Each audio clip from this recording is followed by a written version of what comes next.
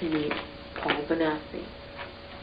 He, however, did not tell me, and I did not learn about the existence of Paul Benassi for another 2 years. He kept it completely quiet. When I did find out about Paul and had the opportunity to hear his statement and to read the diaries that he had kept, logging all of his experiences, including the kidnapping of my son, Paul made mention of the fact that they had a van parked a couple of blocks from the kidnapping site, and that van was used to transport Johnny's body to a location in the state of Iowa, and that the body had been transferred from one car to this van. And that is the piece of information that the neighbor had seen and shared with our detectives. And I knew then at that time that Paul Benassi was telling the truth, because that piece of information had never been repeated, had never been shared with anyone. It was kept in our files for our own information only. And what transpired from that situation, when I was finally told that Paul Benassi existed, it was my shock that no one believed him. I went to our police department. I went to our FBI. They said he was a nut. They said he was not credible. They said that he had multiple personalities due to the programming, mental programming, and the abuse that he was put through or claimed to have been put through, and that not one word of his statement could be taken as fact. I had not ever met John DeCamp until many years later, but during the time that Paul Benassi was being disputed constantly, he never wavered from his story. What he said about Johnny's kidnapping verbatim remained the same after 11 long years. The kid was not lying. A lot of times when people manufacture things, they do not remember what they said to whom, so they trip themselves up. Paul didn't do that.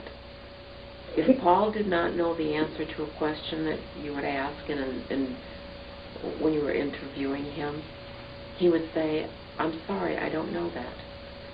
But if he did know the answer, he would tell you the truth, and that would be the statement that he would use every time he would be asked that question. He never changed even a word. That impressed me. One of the things that happened at the time that Paul, or just about the time Paul was coming forward with all of this, but it had not made the news yet, I was invited to be on a TV show, one of many network shows, and I was on with 3 psychics, and it was the Geraldo Rivera show. They were going to have these psychics make an attempt to solve Johnny's case. The one psychic said she wanted to talk to me after the show, privately. So I agreed. She came into my dressing room and she said, "I didn't want to say this on the air because it's just for you. There's a young man that's going to be coming forward with the truth about your son, and it's going to involve a long, long investigation. But he is telling the truth, and you should listen to him." I didn't reveal to her that I already knew about Paul Benassi, but it was interesting to me that this psychic would pick up on this information and be able to tell me anything. Up to that point, I had not placed too much credibility in the psychics that had come forward on this case, because there had been several hundred that called me, but no one had an answer. What my son was involved in was an organized kidnapping. It was not a random kidnapping. They knew who they were coming after. They had photographs of him ahead of time. I know this because a neighbor of ours saw Johnny being photographed on his way home from school 2 weeks before the kidnapping. The car had out-of-state plates, and the man leaned out the window and had a very long telephoto lens. The neighbor had reported it to the police.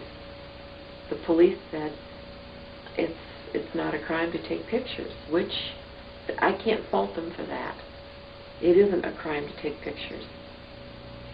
But it turns out that those pictures are the ones that the kidnappers had with them the morning of the kidnapping. They knew they were coming after Johnny Gosch. Paul Benassi was in the back seat. He was young. He was only about 4 years older than my son when he helped to kidnap him. They used a child to lure another child to the car. Many times parents feel that if they tell their kids not to talk to strangers, that's enough. And they're meaning stranger adults. In this case, these kidnappers were very clever because they used a kid to lure a kid, and it worked. Evidently, Johnny came close enough to the car, they grabbed him and pulled him in. And that's why he was kidnapped. That's how he was kidnapped.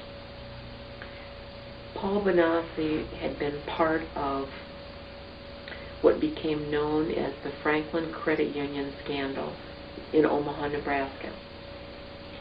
Franklin was a credit union operated by a man by the name of Larry King. Larry King was a fast-rising star in the Republican Party, but he also had quite an appetite for sex with little boys. And he operated a very well-tuned pornography and prostitution operation where they would use young boys from Boys Town, as this was reported by many victims that came forward. Approximately 80 children came forward, all naming names in Omaha, Nebraska. This was all part of and tied to Johnny's kidnapping. And then I began to recall, 11 years later, that shortly after Johnny was kidnapped, about 3 weeks, there had been an article in the Des Moines Register. And there were 2 young girls taken from Des Moines. They were aged 13 and 14. They were taken to Omaha and they were put into a pornography ring. They were found, they were returned to Des Moines, and the men were arrested. I took that clipping from the newspaper and I went to our police chief and I asked him to investigate it. And he looked at me and he said, I don't have a feel for that, so I'm not going to do anything. I asked him to call the police chief of Omaha just to ask about it. Since Omaha was 2 hours away from Des Moines, that could be feasible that they could have come from Omaha to Des Moines to take these girls. They certainly could have taken my son too. Still, I could get no help from the police. I went to the FBI office and asked the same question.